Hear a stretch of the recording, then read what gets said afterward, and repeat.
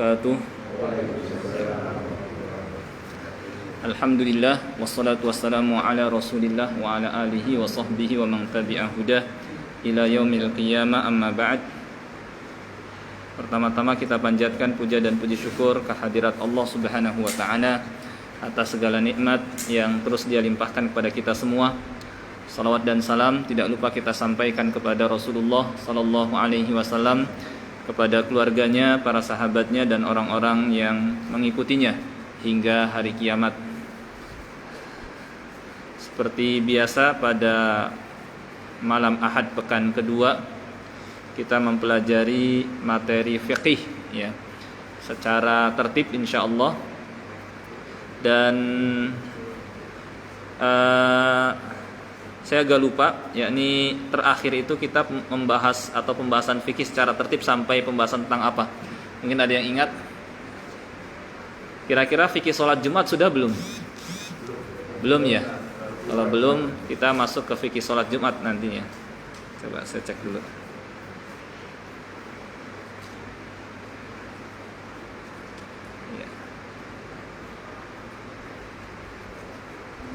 Kalau sujud sahwi juga belum ya? Nah, kayaknya sujud sahwi mungkin kita bahas.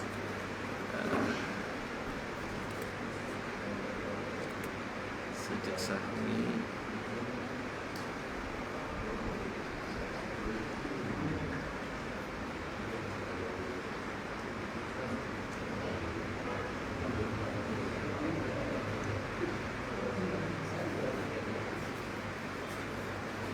Sujud sahwi.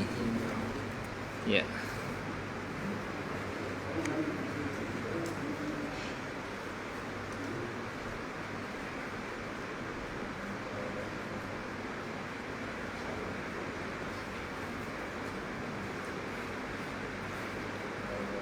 Ya, mungkin sekarang kita bahas tentang sujud sahwi ya. Jadi secara lebih rinci insyaallah. Baik, sujud ya, ini ada beberapa macamnya. Ada yang namanya sujud tilawah, ada sujud sahwi, dan sujud sahwi, sujud tilawah. Kalau sujud sajdah itu maksudnya sujud tilawah ya. Sama sujud syukur ya, sama sujud syukur. Sujud sahwi adalah sujud yang dilakukan karena lupa, sesuai dengan namanya sahu, artinya lupa. Sedangkan sujud tilawah, sujud yang dilakukan karena membaca atau karena mendengar ya ayat-ayat sajdah yang kita disyariatkan untuk sujud. Sedangkan sujud syukur adalah sujud yang dilakukan karena mendapatkan nikmat ya, atau terhindar dari misalnya musibah, maka dia sebagai bentuk syukur kepada Allah dia pun sujud. Yang akan kita bahas pada kesempatan malam ini insyaallah adalah tentang sujud sahwi ya, yang disyariatkan ketika seorang lupa. Sebagaimana sabda Nabi sallallahu alaihi wasallam, "Idza zada ar-rajul aw naqasa falyasjud sajdatain." Apabila seseorang kelebihan atau kekurangan ya, terjadi kelebihan atau terjadi kekurangan dalam salatnya, falyasjud sajdatain, maka hendaknya dia sujud 2 kali sujud ya. Hadis ini menunjukkan bahwa di antara sebab seseorang melakukan sujud sahwi adalah ketika terjadi kelebihan dalam rakaat atau kurang ya dalam rakaat, dan nanti akan dirincikan termasuk juga kelebihan bukan hanya pada rakaat ya. Insyaallah akan kita bahas nanti insyaallah. Di samping sabda Nabi sallallahu alaihi wasallam ini juga adalah berdasarkan praktek Nabi sallallahu alaihi wasallam, bahwa beliau ketika terjadi lupa dalam salatnya, beliau melakukan sujud sahwi. Beliau bersabda, "Innama ana bashar ansa kama tansaun fa idza nasitu fadzakiruni. Ya. Aku adalah manusia seperti kalian, aku lupa seperti kalian lupa. Jika aku lupa maka ingatkan aku. Ya. Kemudian apa sebab yang mengharuskan seseorang melakukan sujud sahwi? Ya.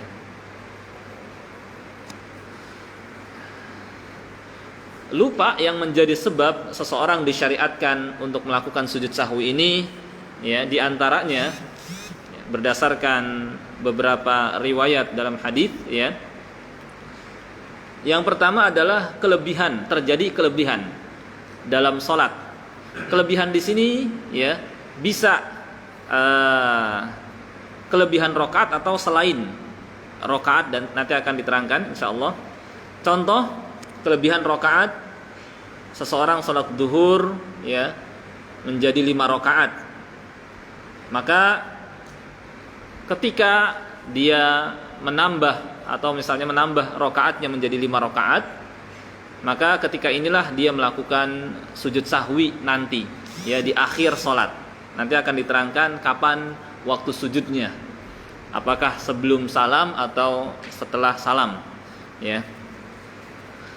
Dan bukan hanya kelebihan rakaat, karena keumuman sabda Nabi sallallahu alaihi wasallam, idza zada, apabila seorang menambah atau mengurangi, berarti bukan hanya rakaat tapi menambah mungkin sujudnya sampai 3 kali sujud, ya. Biasanya 2 kali, ya, ketika sujud ini sampai 3 kali. Nah, ini juga berlaku sujud sahwi. Atau mungkin sujudnya cuma sekali, ya, dia enggak duduk. Kalau enggak duduk di antara 2 sujud nanti ada tambahan karena meninggalkan rukun, ya. Dia harus kerjakan rukun itu baru kemudian nanti melakukan sujud sahwi. Ya. Intinya terjadi kelebihan dulu, bisa kelebihan pada rakaat atau kelebihan pada gerakan seperti kelebihan sujud, ya. Jadi sebab pertama terjadi kelebihan, ya. Yang kedua terjadi kekurangan, baik kekurangan rakaat atau kekurangan misalnya yang wajib, ya, atau meninggalkan yang rukun karena lupa. Apabila terjadi hal seperti ini, misalnya sampai meninggalkan rukun, maka dia harus melakukan rukun itu. Enggak cukup hanya melakukan sujud sahwi, ya, sampai tidak sujud yang kedua kalinya, ya, sehingga enggak terjadi yang namanya duduk antara 2 sujud. Maka dalam hal ini enggak cukup nanti sajalah saya sujud sahwinya di akhir sebelum salam, ya, misalnya, atau setelah salam, enggak cukup karena rukun harus dikerjakan, ya.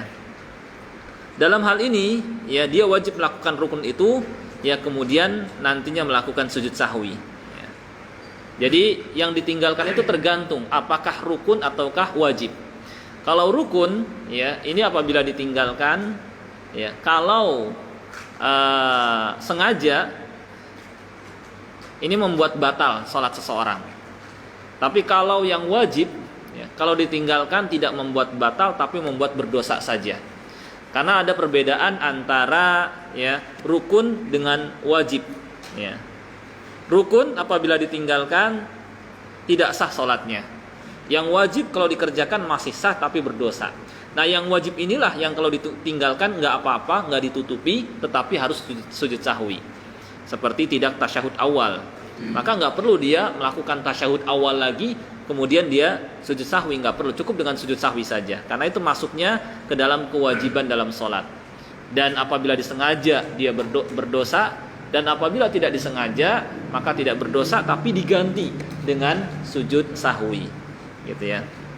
Jadi sebab yang kedua adalah terjadi kekurangan dalam sholat karena lupa. Karena kalau sengaja, apabila yang ditinggalkan rukun, ya, maka batal sholatnya, ya.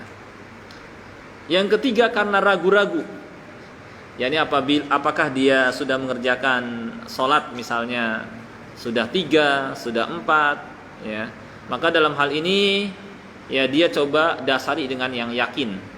Kalau dapat, kalau nggak dapat maka dia anggap masih kurang.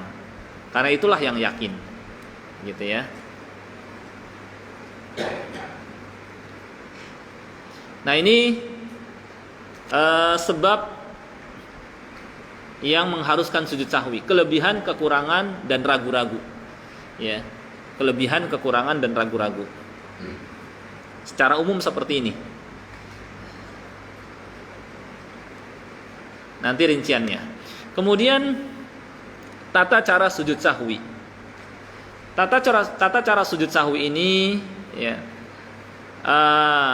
dilakukan dengan cara melakukan sujud 2 kali. Ya, seperti sujud dalam sholat, yakni seperti sujud ketika dia sujud, dia bangun, kemudian dia sujud lagi.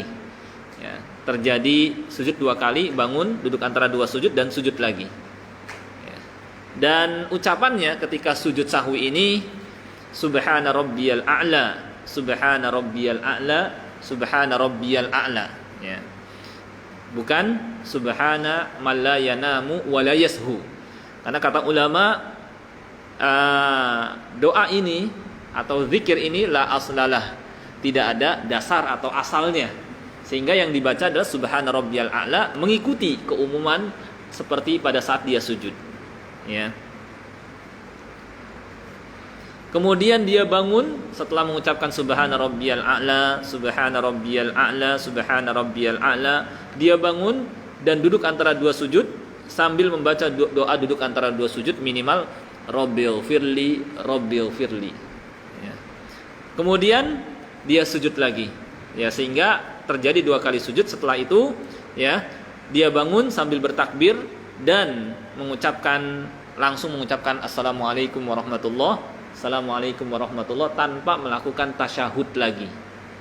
Jadi tanpa dia membaca at-tahiyatul mubarakatus salawatut thayyibat, enggak, langsung dia salam. Ini praktek sujud sahwi. Di akhir salat ini nanti akan diterangkan, karena maksud akhir ini berlaku bisa sebelum dan bisa setelah salam, tergantung lupanya.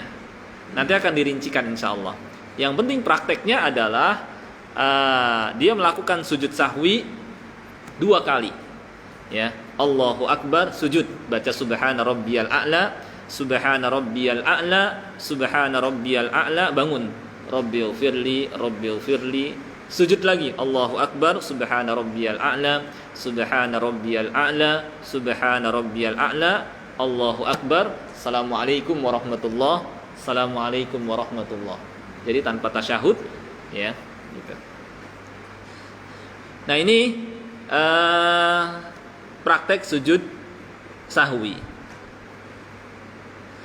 Lalu bagaimana kalau misalnya sujud sahwi ini kalau tadi sebelum salam, kalau setelah salam prakteknya bagaimana? Apakah karena dia sudah salam, ya, kemudian dia melakukan sujud sahwi? Kan bisa sebelum dan bisa setelah.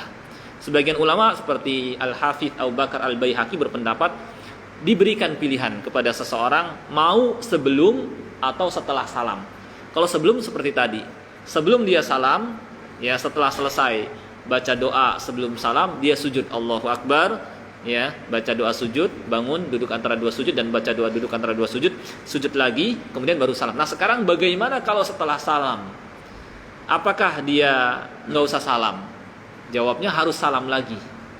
Jadi setelah Assalamualaikum warahmatullahi, Assalamualaikum warahmatullahi, dia kemudian sujud Allahu Akbar, Subhana rabbiyal a'la, Subhana rabbiyal a'la, Subhana rabbiyal a'la, Allahu Akbar, Rabbil firli, Rabbil firli, Allahu Akbar, Subhana rabbiyal a'la, Subhana rabbiyal a'la, Subhana rabbiyal a'la, Allahu Akbar, langsung Assalamualaikum warahmatullahi, Assalamualaikum warahmatullahi. Jadi 2 kali salamnya kalau dilakukan setelah salam, gitu ya.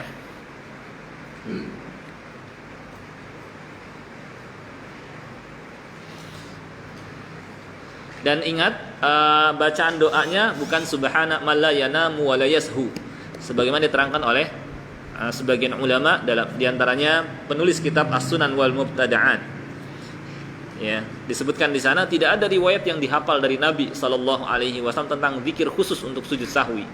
Bahkan zikirnya adalah sama seperti zikir sujud pada dalam salat.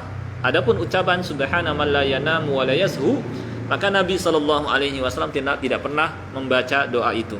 Tidak pula para sahabat, dan tidak ada dalilnya dalam sunnah Nabi Shallallahu Alaihi Wasallam.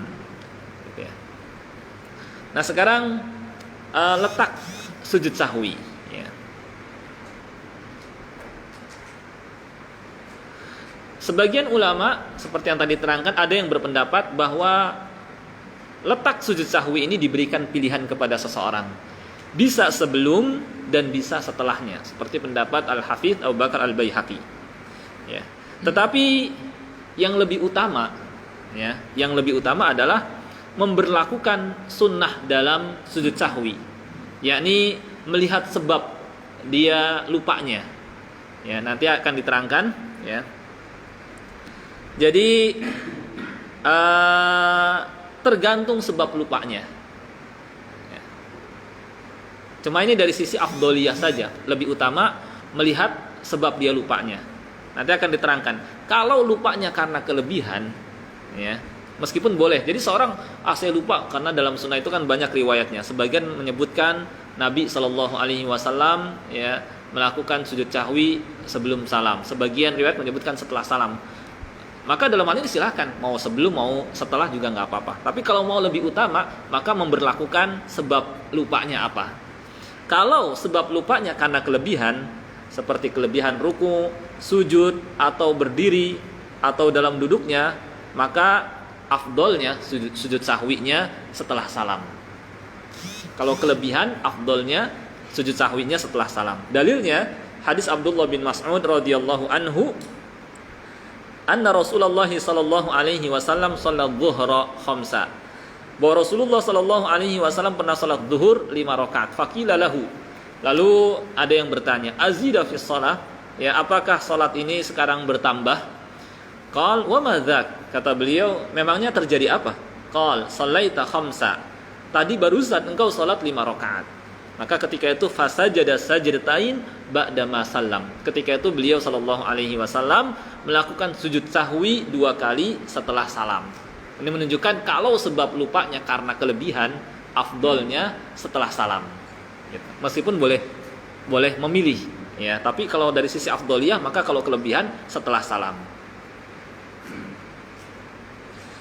Gambarannya, apabila seorang salat zuhur, lalu ia berdiri ke rakaat kelima, kemudian ingat, ya, atau diingatkan, ya, maka dia langsung kembali, ya, ke duduk lagi, ya. Kalau kelebihan ada yang mengingatkan subhanallah, ya, subhanallah ucapannya. Kalau perempuan menepuk di ininya, di punggung telapaknya, gitu ya, gitu.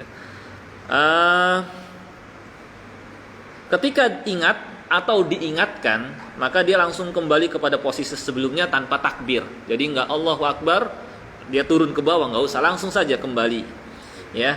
Dan duduk membaca tasyahud akhir, kemudian dia assalamualaikum warahmatullah, assalamualaikum warahmatullah, kemudian dia sujud sahwi 2 kali, Allahu Akbar, ya, subhana rabbiyal a'la, kemudian Allahu Akbar rabbighfirli, kemudian sujud lagi subhana rabbiyal a'la, subhana rabbiyal a'la, subhana rabbiyal a'la, Allahu Akbar, langsung assalamualaikum warahmatullah, assalamualaikum warahmatullah.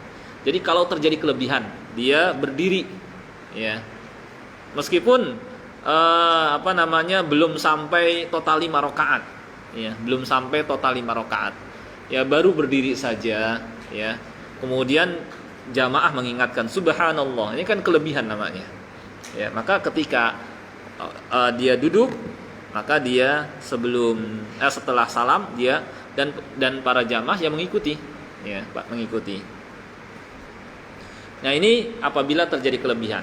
Kemudian ketika kekurangan, kalau sebab lupanya karena kurang rakaat, ya, misalnya seseorang mengucapkan salam sebelum sempurna sholatnya, baru 3 rakaat yang harusnya 4, dia sudah salam. Kemudian ingat atau ada yang mengingatkan, ya, maka dalam hal ini, ya, dia tambahkan sholatnya, nggak perlu dia ulang dari awal, ya. Kemudian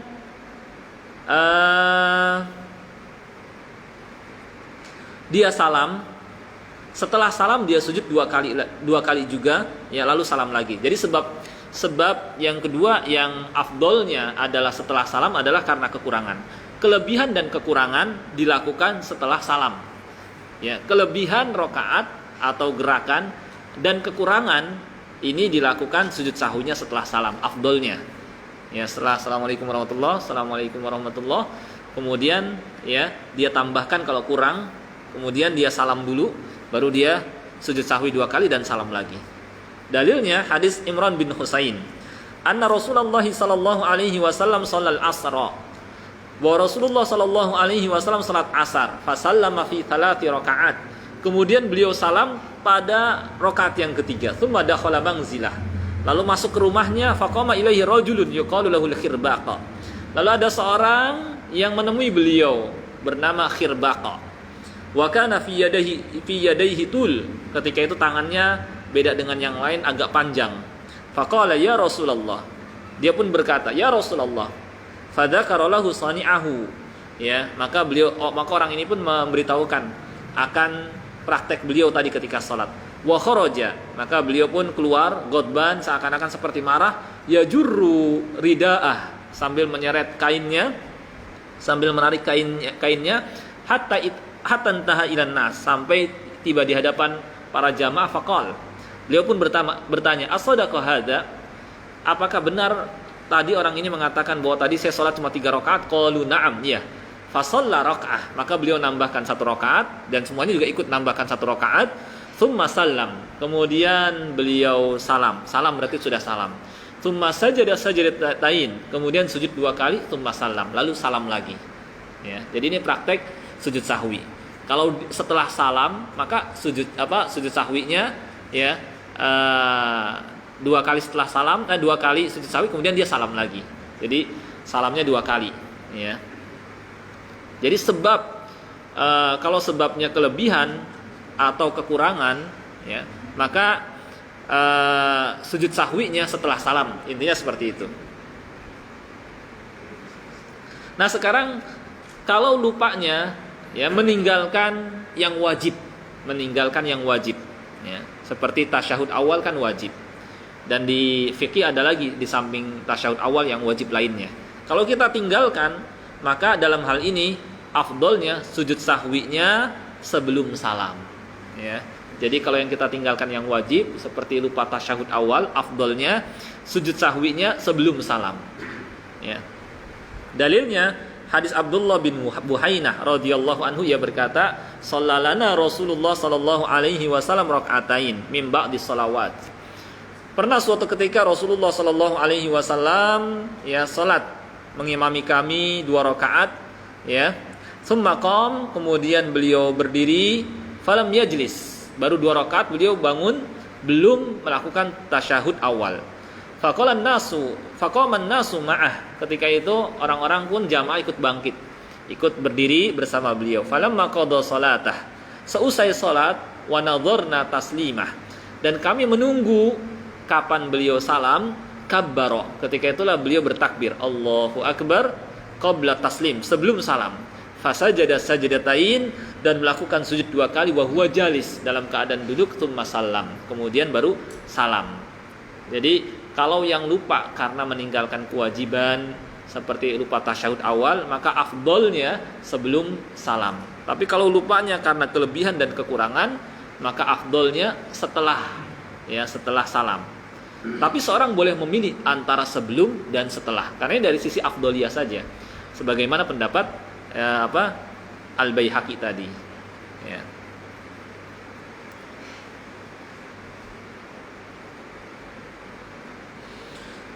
Gambarannya, ya, seorang lupa tasyahud awal, langsung berdiri, lalu dia ingat atau diingatkan, subhanallah, maka kalau belum sempurna berdiri, masih baru mau berdiri, ya, maka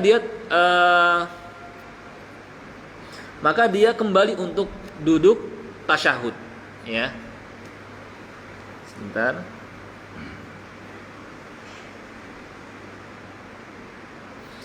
Dan sebagian ulama berpendapat, ya, dia tidak perlu sujud sahwi karena dia sudah melakukan tasyahud, ya. Sebagian ulama. Tapi Syekh Muhammad bin Shalih Al-Utsaimin berpendapat karena dia sudah bangun itu kelebihan, maka harus sujud, gitu ya. Maka harus sujud, ya. Dan ketika sudah sempurna berdiri, faidah tatamma, sempurna berdiri, maka ketika ini dia lanjutkan saja, ya. Tinggal nanti dia sujud sahwi sebelum salam, Ya, kalau sudah sempurna. Ya, meskipun orang-orang misalnya terus subhanallah subhanallah, harusnya jamaah ikuti imam. Ya, kalau sudah sempurna berdiri. Ya.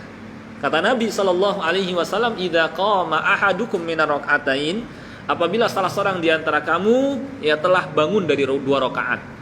Ya. Telah falam yastatim qa'iman, kalau masih belum sempurna, belum tegak, falyajlis, maka duduk lagi. Tapi faida statamma qa'ima, ketika sudah sempurna berdiri, falyajlis wa yasjud sajdatas sahwi, maka nggak perlu duduk lagi, teruskan saja dan nanti dia sujud sahwi. Ya. Nah ini jadi dilihat, kalau sudah berdiri teruskan saja, kalau masih belum sempurna duduk lagi. Lalu apakah dia sujud sahwi atau tidak? Ada khilaf. Menurut Syekh Utsaimin, karena dia menambah dengan bangun, maka dia sujud sahwi. Yang lain, karena kan sudah melakukan tasyahud awal, jadi nggak perlu sujud sahwi. Silahkan dalam hal ini, karena tapi yang lebih mendekati, wallahu alam, saya lebih cenderung pendapat Syekh Ibnu Utsaimin melihat keumuman idza zada, ketika melakukan atau terjadi tambahan. Ya, maka dia sujud sahwi saja. Dan jamaah jangan malah diam tapi ngikuti juga. Gitu.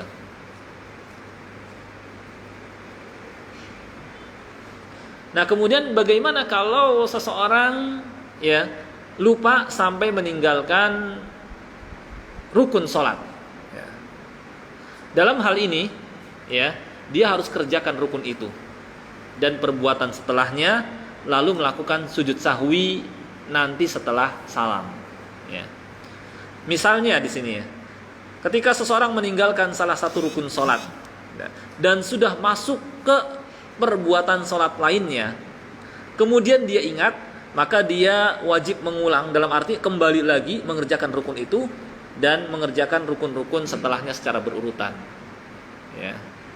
Berarti misalnya ya, dia rukun ya sujud misalnya, ya sujudnya baru 1 kali, kemudian langsung berdiri.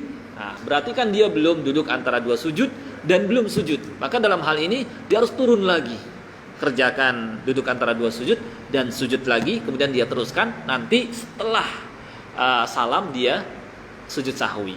Gitu. Itu ya, kalau yang ditinggalkan rukun harus dikerjakan rukun itu. Kemudian jika ragu-ragu dalam sholat, ya, apakah dia sudah sholat 2 rakaat atau sudah 3 rakaat, ya, dan ternyata salah satunya lebih kuat, maka dia pakai yang kuat itu. Ya. Lalu dia sujud sahwi 2 kali setelah salam, lalu dia salam lagi. Ini karena ragu-ragu ya. Pokoknya ragu-ragu, kelebihan dan kekurangan ini setelah salam afdolnya. Tapi kalau meninggalkan kewajiban ya seperti tasyahud awal, maka sebelum salam afdolnya. Ya. Dalilnya an Ibrahim an Alqamah, dari Ibrahim dari Alqamah, qala Abdullah Abdullah bin Mas'ud radhiyallahu anhu berkata, "Shallan Nabi sallallahu alaihi wasallam." Ya. Nabi sallallahu alaihi wasallam pernah melakukan suatu salat. Qala Ibrahim, seorang rawi bernama Ibrahim mengatakan, "La adri." Saya enggak tahu zada au naqas, ketika itu kelebihan atau kekurangan. Falamma sallam, ketika beliau selesai salam, qila lahu, ada yang bertanya, "Ya Rasulullah, ahada fi salati syai'?" Wahai Rasulullah, apa terjadi sesuatu dalam salat? Qal wa madza? Apa itu? Qala qalu salaita kadza wa kadza. Barusan kau salat begini dan begitu. Ya, setelah disampaikan begini, fathana rijlai, maka beliau segera melipat ya kedua kakinya, bersiap-siap untuk sujud. Wastaqbalal qiblah. Jadi prakteknya ketika diingatkan langsung kembali lagi duduk ya. Duduk iftirash, wastaqbalal qiblah, menghadap ke kiblat, wasajada sajadatain tsumma salam. Kemudian sujud 2 kali lalu salam. Falamma aqbala alaina biwajhi. Ketika setelah itu beliau menghadap kepada kami dengan wajahnya, qal ya, kemudian beliau bersabda, "Innahu law hadatsa fi sholati syai'." Sesungguhnya ketika kalau terjadi sesuatu dalam salat, amba'tukum bih. Tentu aku akan beritahukan. Walakin innama ana bashar. Akan tapi aku manusia, mitlukum seperti kalian, ansa kamatan saun, Aku lupa seperti kalian lupa, fa idza nasitu fadzakirun. Apabila aku lupa maka ingatkan aku. Wa idza syakka ahadukum fi salatihi, dan apabila salah seorang di antara kamu ragu-ragu dalam salatnya, falyataharra as-shawab, maka pilih yang benarnya sampai dia yakin, falyutim alaih, kemudian dia sempurnakan, tsumma liyusallim, kemudian salam, tsumma yasjud sajdatain, kemudian dia sujud 2 kali. Ya, setelahnya, dan salam lagi tentunya.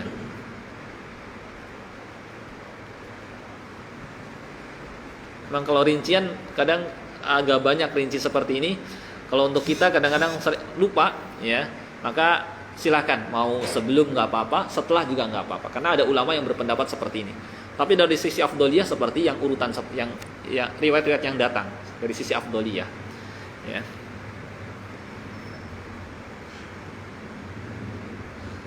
Kemudian jika ragu-ragu dalam sholatnya, apakah ia sudah sholat 2 rakaat atau 3 rakaat, dan dia sudah berusaha untuk ingat-ingat tapi nggak juga kena, maka dianggap masih kurang saja. Inilah yang yakin. Ya. Lalu dia sujud sahwi 2 kali sebelum salam, kemudian salam. Berarti gini, intinya kalau kelebihan dan kekurangan, sujud sahwinya afdolnya setelah salam. Kalau meninggalkan yang wajib, sujud sahwinya sebelum salam. Kalau ragu-ragu, sujud sahwinya sebelum salam. Nah, ini berdasarkan riwayat yang datang seperti ini. Ya. Cuma kalau kita nggak ingat urutan seperti ini, ya sudah, boleh sebelum dan boleh setelah. Gitu. Kalau mau gampangnya. Gitu. Nah, ini dalil kata Nabi SAW, idza syakka ahadukum fi salatihi falam yadri kam shalla thalathan am arba'a. Apabila salah seorang di antara kamu ragu-ragu dalam salatnya, dia nggak tahu apakah salatnya sudah 3 atau sudah 4, falyatrah asyak, maka buanglah keraguan itu, wal yabni ala mastaiqan. Kemudian dasarilah terhadap yang sudah pasti yakin. Tsumma yasjud sajdatain qabla yusallim. Kemudian dia sujud sebelum salam. Fa in kana shalla khamsa, kalau ternyata dia melakukan 5, maka itu dapat menggenapkan salatnya.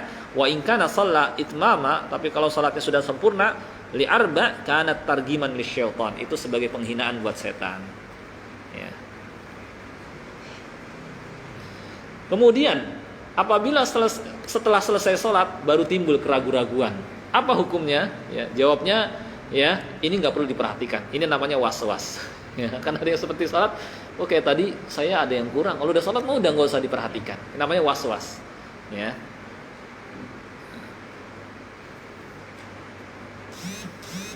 Sampai benar-benar yakin ada yang mengabarkan, itu baru yakin. Ya. Kalau setelah sholat ragu-ragu, ini nggak perlu diperhatikan. Ya. Terutama kalau ragu-ragunya sering, gitu ya, itu was-was.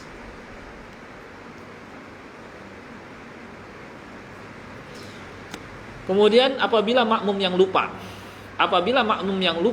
ya, dan dia bersama dengan imam dari awal sholat, maka dia tidak perlu sujud sahwi sendiri ketika lupa, bahkan dia harus mengikuti imamnya. Tapi jika dia sebagai masbuk dan lupa dalam melaksanakan yang tertinggal, maka dia sujud sahwi setelah dilaksanakan apa yang tertinggal itu. Ya, kalau makmum mengikuti imam, gitu ya. Nah, inilah rincian hukum berkenaan dengan sujud sahwi, ya. Dan terakhir, cara mengingatkan imam yang lupa apabila tidak ingat ayat Al-Quran, maka dengan mengingatkannya. Ya. Dalilnya hadis Abdullah bin Umar, bahwa Nabi SAW pernah salat, lalu beliau membaca agak samar, ya, ada bacaan yang rancu bagi beliau. Falamma faragha, selesai salat, qala li abi, Rasulullah SAW bersabda kepada Umar, kepada ayahku Umar, asyahidta ma'ana, tadi engkau salat enggak bersama kami? Naam, iya. Fama mana'aka an taftaha alayya, kenapa tadi enggak mengingatkan, gitu ya. Ini cara mengingatkan. Kemudian kalau lupa terjadi sesuatu dalam salat, kelebihan atau kekurangan, maka mengingatkannya dengan mengucapkan subhanallah. Kata Nabi SAW, at-tasbih lirrijal wa tasfiq lin nisa. Bertasbih subhanallah ucapan adalah bagi laki-laki, dan tepukan tangan adalah untuk perempuan. Ya. Tepuknya bukan begini ya, terlalu keras gini, gitu ya. Kemudian Bagi makmum perempuan cara mengingatkannya tadi dengan menepuk tasfik. Menurut Isa bin Ayyub, caranya adalah menepuk ke atas punggung telapak tangan yang kiri dengan menggunakan 2 jari tangan kanan. Kayak gini, nggak tahu kurang kedengeran nggak ya? Jadi seperti ini saja. Pokoknya seperti itu. Ini yang dijelaskan oleh ulama. Ya, sudah ada gambaran ya tentang sujud sahwi seperti ini rinciannya. Ya. Mungkin kalau kita hanya bersandar kepada melihat kepada hadis dan tidak melihat penjelasan para ulama, terkadang masih samar. Ini yang dijelaskan oleh ulama. Saya ambil dari beberapa kitab fikih seperti karya Syekh Muhammad bin Shalih Al-Utsaimin, namanya Asya min Ahkam Sujud Sahwi fis Shalah. Beberapa masalah seputar sujud sahwi dalam salat. Ya, kemudian juga fikih, kitab fikih lainnya Al-Wajiz, kemudian Subulus Salam dan lain-lain. Dan kalau nggak ingat apa yang saya sampaikan, bisa lihat di blog di menu fikih, cari sujud sahwi. Di situ ada yang saya sampaikan ini secara panjang lebar. Ya, baik, mungkin sampai di sini yang bisa saya sampaikan terkait dengan sujud sahwi.